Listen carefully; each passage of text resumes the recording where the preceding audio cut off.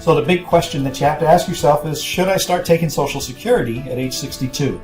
And that's an individual answer, depending on each individual that we talk to in this office. But I'm going to show you just a simple little back of the envelope calculation again that will help you to make that decision.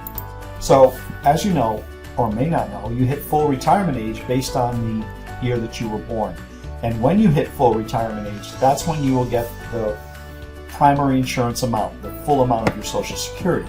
So today we're going to work with somebody who was born in 1960 or later, and they hit full retirement age at 67. Why are we doing that? Because the math is easier for me. It may be different for you, right? Okay, so if your full retirement age is 67 and you decide to collect Social Security at 62, right, then you're going to get 70% of what your benefit would be at age 67, your primary insurance amount. So let's do a hypothetical with that. Suppose that you decide to do that, you're going to collect at 62, and we want to know how long will it take you to make up for not getting any money for 5 years.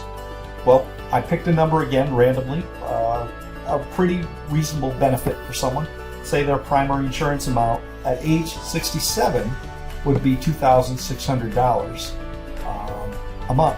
But since you're collecting at age 62, right, you're only going to get $1,820 a month.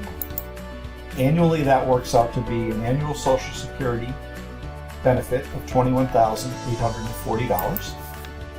And over the 5 years until you turn 67, that payment gets up to $109,200.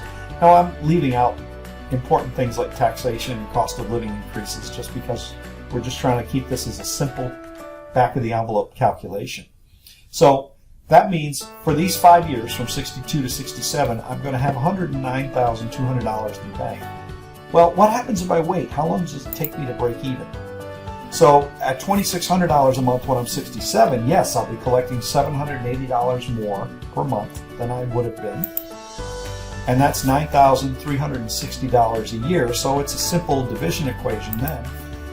The $109,200 that I would have gotten divided by that $9,360 extra I get every year means it takes 11.66 years. So I would be 78 years old plus 8 months before I break even. So when I'm 79, 80, I'm getting ahead. And if I live to be 100, I end up a lot further ahead. But a lot of factors come into play.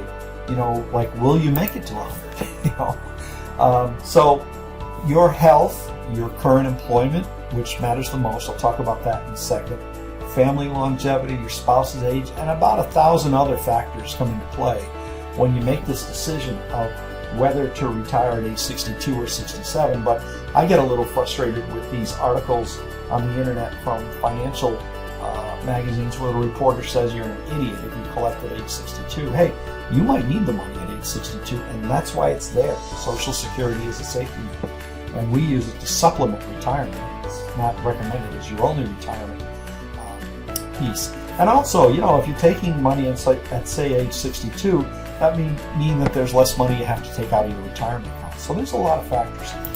The one thing that really is important, though, is if you're continuing to work full-time after age 62, they come and get your Social Security benefits. Everything you make over $15,720, they take back $1 in benefits for every $2 you earn. So it doesn't take long for you to give back all of your Social Security. And that's to avoid guys like me who want to keep working full-time. And I'd say, yeah, I'll take another $109,200 and invest it. And by the time I get to be age 67, I'll have that money set aside somewhere. They don't want you to do that. This is supposed to be a retirement supplement, not an investment opportunity. So to avoid that earnings test, really you either have to work part-time after age 62 until 67, or wait until full retirement age. And by the way, after full retirement age, then you can work and make all you want, and they don't have this particular penalty that comes into play. So I hope that helps.